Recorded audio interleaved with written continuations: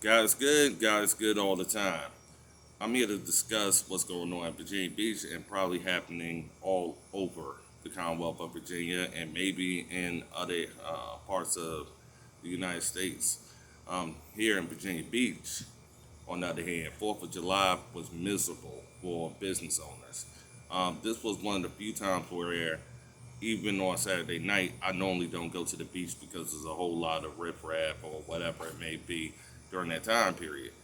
But I was able to drive, had no traffic, able to park easy, and it was so much of a decline in tourism, visitors, or even people at the ocean front that you can't ignore what is going on here in Virginia Beach and in other parts of America. And business owners are getting hit left and right because these holiday weekends they depend on in order for them to pay basic bills out there in Virginia Beach. And one of the things I started noticing in a lot of these shops, there was an equity charge, meaning you pay for your purchases and then it's an added charge. A lot of them was charging $1, some was charging a percentage of what your total purchase was. And they wasn't telling you at the cash register or when checking out. You would have to look for it as a sign maybe on the door or when you walk in, look to the left or right. But regardless of the situation, if you're not paying attention, you're actually just walking in, paying for your purchase, and paying an extra dollar or whatever percentage charge that they have on your total purchase, and they are not telling. So if you don't see the sign, oh well. So you need to beware places like this, and realistically, they are popping up all over Virginia as far as these new charges at these businesses, and it shows how bad this country is being ran and how bad the state is being ran. But to see how bad Virginia Beach did this holiday weekend, this should sound alarms all over the country, especially in other resort areas or vacation hotspots, that if revenue is down like this, most of these businesses, whether the minimum wage increase happens or um, you even cut workers or if you hire more, the problem here is there's not enough demand for the supply, you know. So Virginia Beach got hit, and I would like to hear from other locations all across the Commonwealth, especially. Did they see these new charges? And not only that, for a typical holiday weekend where, of course, a lot of tourism happens for the 4th of July, it's a family holiday, did they notice the decline sharply in tourism and business revenue? Because this is something that's going to have to be discussed. That's why I found it very important that states start looking at all the costs or the damages done because of this pandemic and what areas was hit the most. Because right now, if this continues to happen, we are going to see not only recession or Great Depression and more, we are going to see massive increases in poverty levels all across America, which would bring crime up. I mean, a serious spike. And you'll start seeing businesses close because they don't have the customers anymore. So I'm very much on the fence when it comes down to what is in the best interest of one, the Commonwealth of Virginia moving forward, but also how this affects other parts of the country. But to say that this is not a problem and the media is not reporting it, it says basically we don't want people to go into a panic. But this is not looking good anywhere. I could care less whether you're a Democrat, Republican, or independent on this whole thing.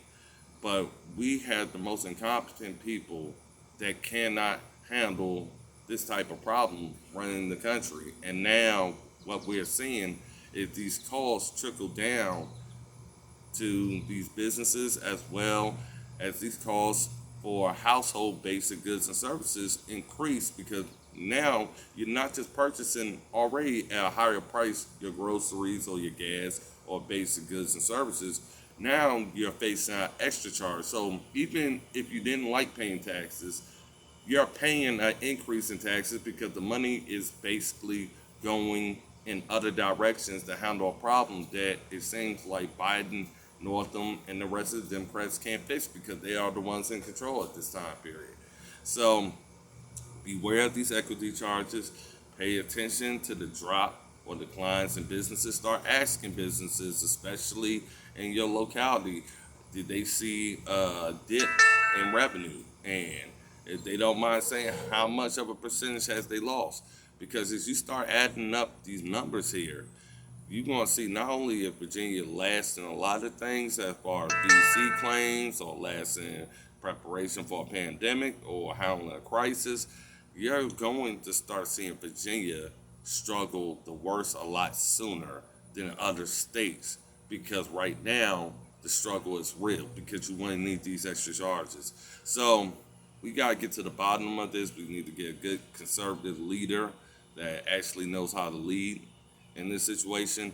But to see this happening, we must get on the ball. We made the hugest mistake having Biden as illegitimate president, but we also at the same time frame have to start looking at common sense here. You know, basically our economy is being destroyed. People are out of work, and as much as they want to say that there are plenty of jobs out there, those jobs are not hiring because they are worried about facing cuts anyway at this time period. So it's not a confident, hiring structure for a lot of these companies. And what you're seeing in the jobless numbers, you'll see a nice little article of, oh, jobless numbers down. No, it's not.